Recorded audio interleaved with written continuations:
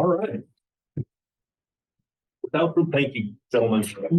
Without further delay, welcome to Cooking with Chief Big, and we will get rolling here. How do I advance the thing?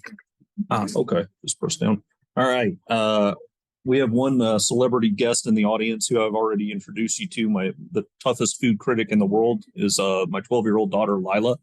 In this picture, she's giving, this is if you've done something good, she'll get this, and this started when you were what, like 6, where she just, like, I'd ask her how she liked the food, and if she didn't like it, and if she likes it, then you get that. That's a live action shot from one of our meals last week, so I didn't fail. So why should you cook at home? Well, there's a few reasons. 1, it's cheaper. 2, it's generally healthier. 3, home-cooked meals taste better. And 4, your friends, family, roommates, and dates will all love it. It's food as social currency. When I was, shortly after I graduated from college, I had a roommate, Dave, who loved to eat, but he couldn't cook worth a darn. And he was really good at cleaning, and I hated cleaning. So our arrangement was I would cook all the meals and he would clean them. So if you're really good at cooking, it can get you out of doing chores you'd rather not do. You can't really see the thing here, but this just kind of shows how much, if you got carry out, you could get in food, and how much if you just went and shopped for it yourself. Another thing for those of you in college, and this works equally well with boys and girls. After you've been out on a couple dates, there are a few young single people who, if you ask them, would you rather end up spending the rest of your life with somebody who could cook or somebody who didn't know their way around the kitchen, most of them would probably say they would prefer to have somebody who can cook. So that's another fringe reason to learn how to do it. When I was young and single, which was probably before most of y'all in this room were born, dates were always impressed when I'd cook them dinner. So anyway, I did this. We're going to skip through most of this because we don't have time to go over it. But basically, it's bagels. If you bought them at the store, they're about $1.28. If you went out and got them, it cost you over twice that. Some real life examples of the cost savings. So these are 2 actual meals I took for my family last week. You'll see the most expensive one of the week was $6.88 a person. The cheapest meal this week, including like the coupon deductions, was $1.54 per person. There's 4 people in my family, so if you can serve 4 people for $1.50 a person, you're doing pretty well. Compare that to dining out. Nowadays, food keeps getting more and more expensive, and it keeps getting more and more expensive faster and faster. So now, if you take 4 people to a sit-down restaurant, it's easily $25 or more a person. Even if you get fast food, it's $10 or more per person usually. So you can just see the cost savings there. Bottom line, even a really fancy home-cooked meal still costs less than fast food and is healthier and tastes better. So obviously, because of this forum, I couldn't do a hands-on cooking class. I apologize for that, but I did the next best thing. I brought you 2 dishes that anyone in this room can make, regardless of your experience level. And like I said before we got the technology issues addressed, this class really is more meant for people who are beginning or novice people at cooking. I'm not going to give you like recipes and stuff. I'm just going to kind of lead you on the path to get you started. And then I have these handouts here. I encourage everyone to take one. It has every recipe in there. It kind of starts at the beginning with just very basic skills, and then it gives a few recipes for people who have never been in the kitchen before. Like literally, the goal was if you've never even turned on an oven, you should be able to do this stuff. And then it gets a little bit more advanced, and then towards the back are some more. They're still basic beginner recipes, but they require a little bit of finesse and stuff. But nothing. I think pretty much every recipe in there, with the exception of the one pot pasta, is kind of complicated. That's kind of like my signature dish that I like to share with everybody. It's a little bit complicated. I probably wouldn't start with that one, but once you get a little bit of confidence, go for it. And I'll towards the end, I'll share with you my number 1 secret to learn to cook quickly. So before you cook, you must shop. And they messed up my meme. The one there on the on my left says, "Welcome to adulthood. You get mad when they rearrange the grocery store now," and that is very, very true. Um, where should you shop? So in Weatherford, the Weatherford area, we have about 6 options. All of them are on the screen there.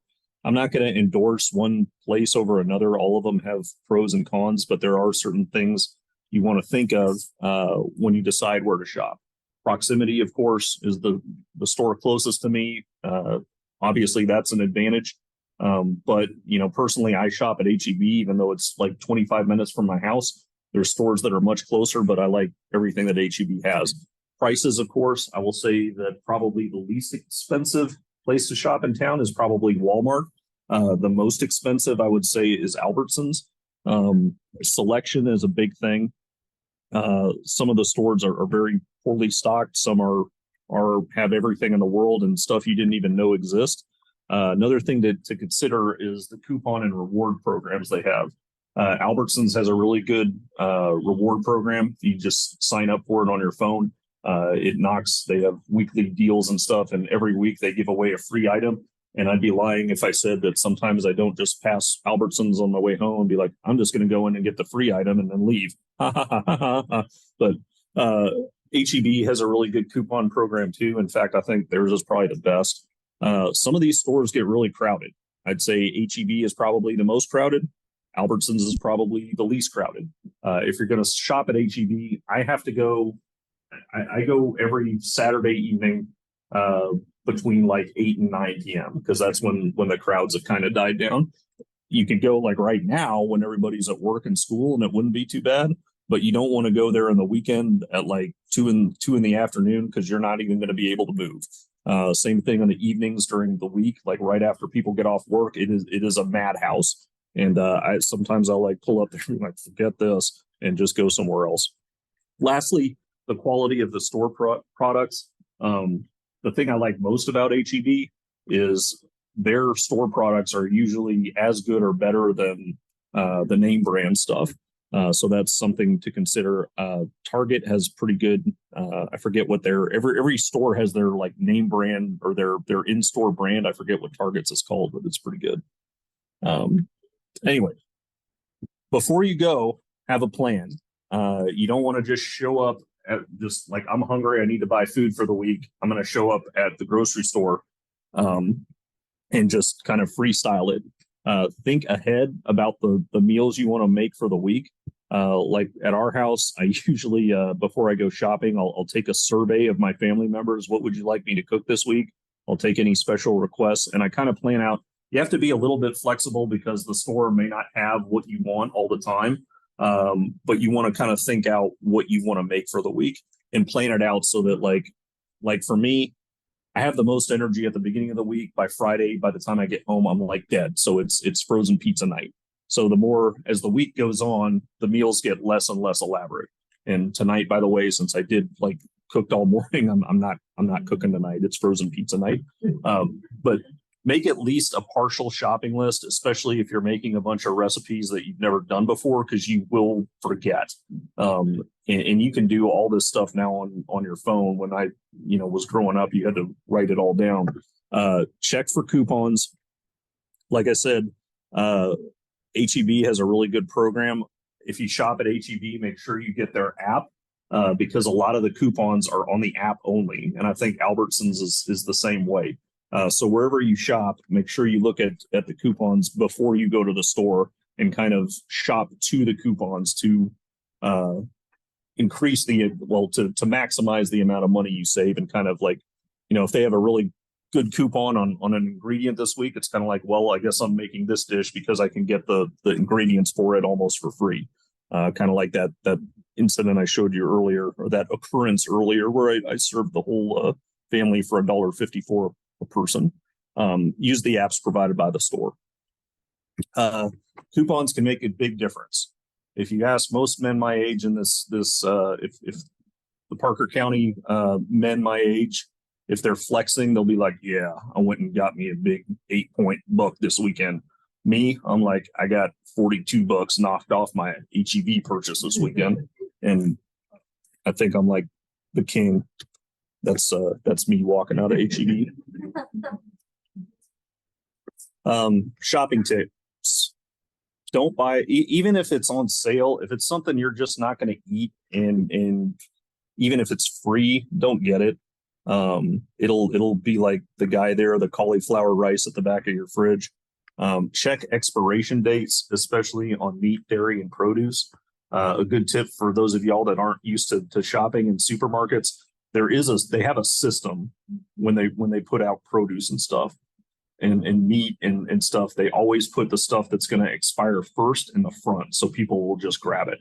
So if you see meat, say, that expires on Monday, but you're not planning to cook until Wednesday, then you want to shuffle through and reach in the back, pull it out, and see if it's a later expiration date. It probably irritates the heck out of the people that work at the store, but it's their system, not mine. So same thing with like bags of salad and stuff. One last shopping tip: higher prices don't always mean higher quality. So that DiCecco pasta is the best pasta in the world. It was on sale at HEB last week for $1.54 a box. Usually it runs about $3, and there's pastas in HEB that cost twice as much as that, even when they're not on sale. And DiCecco is the absolute best you will ever find. I said I'm not going to plug products in here, but sorry, I don't think the DiCecco company will sue me. Same thing with that. Lila will tell you that is the best ice cream in the world. No, that's Sophia's favorite. You like the Bluebell kind? Well, anyway, I think the HEB ice cream is really good. And a lot of times, my point is, just because something costs a whole bunch doesn't mean it's any better than the cheap product. So we've talked about shopping. Let's talk about cooking. And I'm just blazing through this because we got started late, and I don't want to keep you guys any longer than we have to. Few things about safety: always wash your hands before touching food. Always. Check expiration dates and the smell, especially with like dairy and meat and stuff. If it doesn't smell right, if in doubt, throw it out. Always cook meat to a safe temperature. Depending on what kind of meat you cook, that temperature will vary. You can use a meat thermometer. Once you have a little bit of experience, you'll be able to tell the difference pretty quickly. And also the texture of the meat. You can tell, like on a steak, for example, how done it is just by pushing down on it and feeling. If it feels squishy, it's rare. If it feels really firm, it's well done. But the only sure way to know exactly what it is either use a sous vide cooker or use a meat thermometer. Stuff you will absolutely need. Like we talked about beforehand, you need one good all-purpose knife. That's the one I showed you that I really like. That is not the only really good all-purpose knife out there. It's just the one that I like the most. There's basically two. If you're going to buy one all-purpose knife, you can either get this kind called a Santoku blade, or you can get a more traditional, like American-style chef's knife, which it doesn't have this kind of curve at the end. It kind of tapers down to a point, and it's designed to cut like this, whereas this one is more designed to cut like if you were cutting a steak. I never could do the culinary school thing where you can just chop. So I really like this knife. It's better for people that don't have professional training, in my opinion. Interesting thing about that knife: it was actually designed in Japan, but it was designed with American chefs in mind. You'll also need some cooking oil. I'm Italian. We put olive oil on literally everything. That's all I ever cook with. But for those of you who are not Italian or just don't like the way olive oil tastes, pretty much any kind of cooking oil will work. Vegetable oil is the cheapest. Canola oil. You can get really expensive cooking oil, but it's not going to make your food taste any better. Different oils have different smoke points, but for our purposes, any good general purpose cooking oil will work. But you will need some of that before you start cooking pretty much anything on the range top. You'll need salt and pepper, at least to start as far as spices go. Pretty much every dish you make, you're going to want to probably add some salt. It makes the food taste better.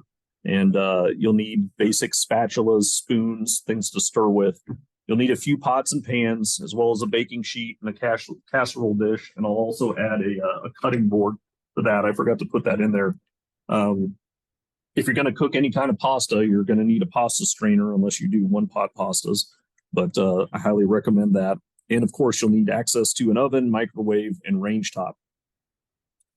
Now, here's some stuff that you don't technically need, but it's sure nice to have. I recommend getting a cast iron skillet pretty early in your cooking career. There's a lot of stuff that you can cook in the skillet or that'll just come out better if you cook it in the skillet.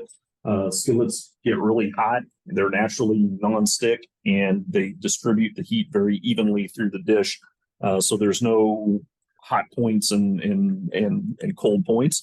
A meat thermometer, once you get some skill and stuff developed, you don't really need to use it all the time because you'll just know when the meat is done. But especially when you're starting out and for the sake of safety, get a meat thermometer. They're really cheap. You can get them for probably less than $10. As you go on, there's two. As you go on and you cook more and more stuff, you'll naturally acquire more spices. You can go out on the front end and pay $50 or $60 to get one of those pre-made spice racks that already has all the spices in it. Or you can just, what I recommend is as you do new recipes, you get more spices and just have a rack to put them in. Dutch oven is this thing down here. It's really good for cooking certain dishes, but it's not something you need. It's basically like a cast iron skillet that's covered in a kind of an enamel. So it's non-stick in the middle and then it has a lid on it. So you can just put it in the oven like that. You can cook it on a range top. You can do a lot of stuff with them. Non-stick pans are another good thing to have. Who knows the number one rule for what should you not do with a non-stick pan? Correct. You use any kind of metal utensil on it when you're cooking. So you don't want to use a metal spatula. You don't want to use a metal fork on it because it'll scrape the nonstick coating right off of it. And even the best nonstick pans, that Teflon coating that they have on them, after a couple of years, it's going to degrade and it's just going to become a regular pan. So I don't even really, I don't really use non-stick pans at all anymore because it's just too much of a hassle. And, if you want to get a full knife set, great. If it's an either or proposition for you, I would definitely go with having one good all-purpose knife. But, if you can afford it and you want to, there is some benefit to having a full knife set because there's some things, some tasks that knife I showed you isn't the best for. There's other knives that would be a little bit better, but you can do just about everything you need with that knife. These countertop appliances, as you get better at cooking and you start doing more of it, I recommend highly picking these up. That there is my Japanese rice cooker. That was kind of a spoil myself item. I think I got that for Christmas. But this one in the picture here is like $20, and the rice doesn't come out any better in that thing than it does in this thing. And for years before that, I had I think it was like a $14 Black & Decker rice cooker, and it worked just fine. So I would recommend getting a rice cooker. You don't have to spend a ton of money. For those of you who are single and you primarily cook for yourself, this is almost a must-have at this point. It's called an air fryer. It's a relatively new thing. These weren't really, they've only been around for like 5 or 10 years, but they are perfect if you live alone because pretty much anything that you can cook in the oven, you can cook in this thing. And it takes about half the time and it usually comes out as good or even better in the air fryer. You can cook just things you wouldn't even think of, like biscuits, grilled cheese sandwiches, pizzas. Get an air fryer if you're single, I guess is what I'm saying. Lastly, we had the thing that only James recognized out of everyone in this room, and that's a sous vide cooker.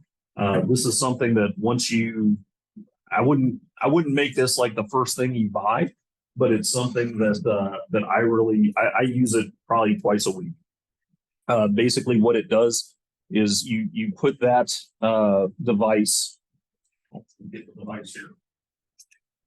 This thing, you connect it to a water bath. Basically, you put this to the edge of the container, you fill the container with water, and the water comes up to about here.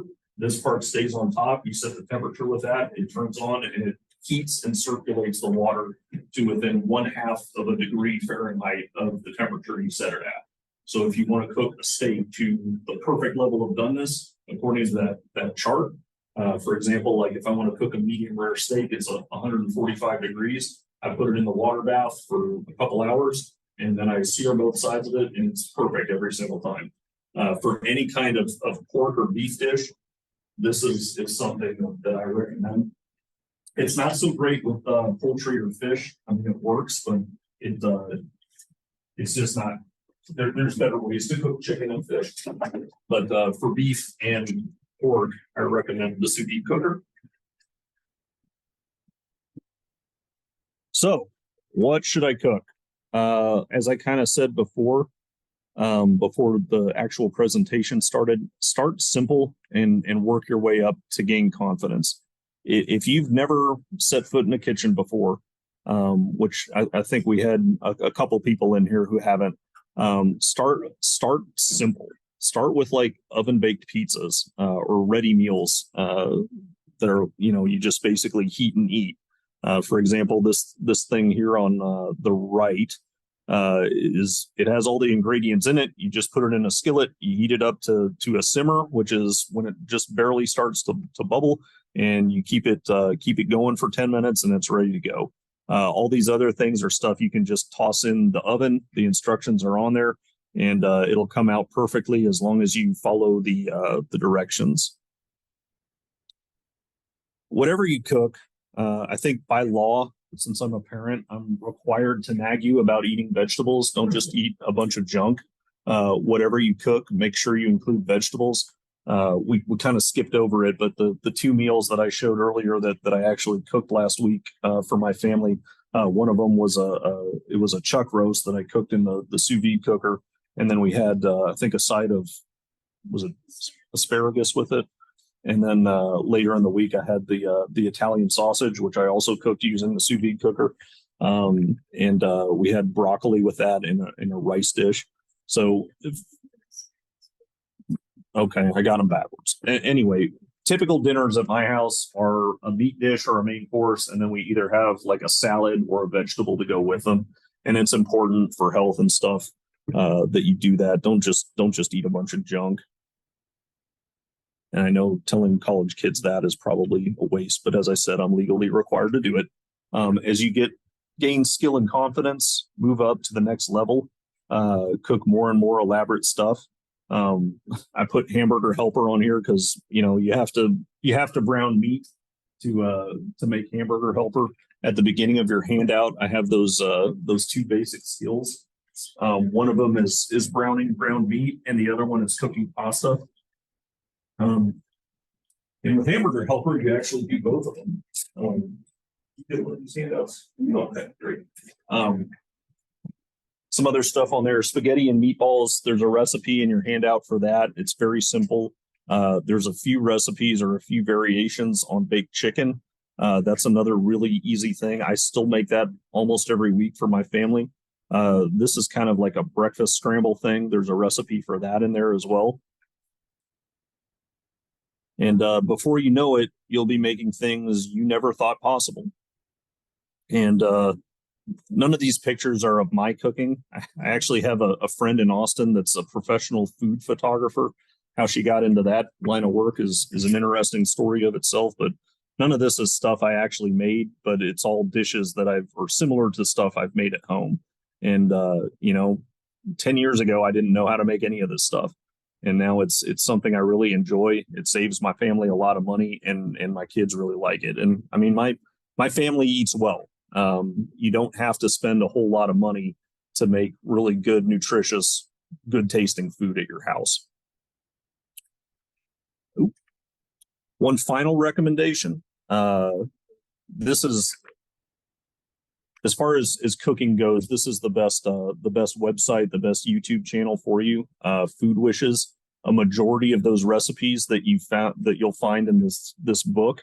It's not stuff. I mean, I didn't just make up this stuff myself. A lot of it started on food wishes, and then I kind of tweaked it.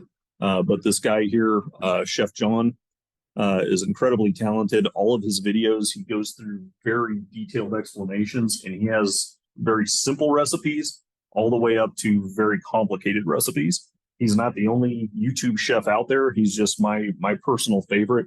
That's one huge advantage you guys have that I didn't have when I was growing up. My mom taught me to cook, taught me all the basics, but then most of the stuff I've learned over the last few years was really from Chef John.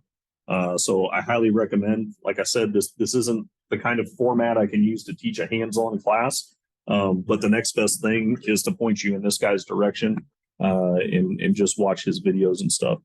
I'm sorry I kind of rushed through all that just because of the time constraints and stuff. Do you guys have any questions or anything about cooking, meal prep, planning? Oh, one last thing. Since you guys were kind enough to come and make sure I didn't do this in front of an empty room, we do, the police department, we have this awesome potluck for Christmas.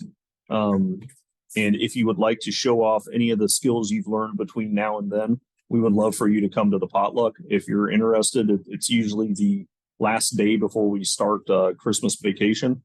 So if anyone is interested in that, please email me and we'll make sure you come to the potluck. But if you come to the potluck, I expect you to bring something. It doesn't have to be anything fancy. But anyway, thank you very much for your time and attention. If you guys have any questions or anything, please give me an email or a call. Thanks.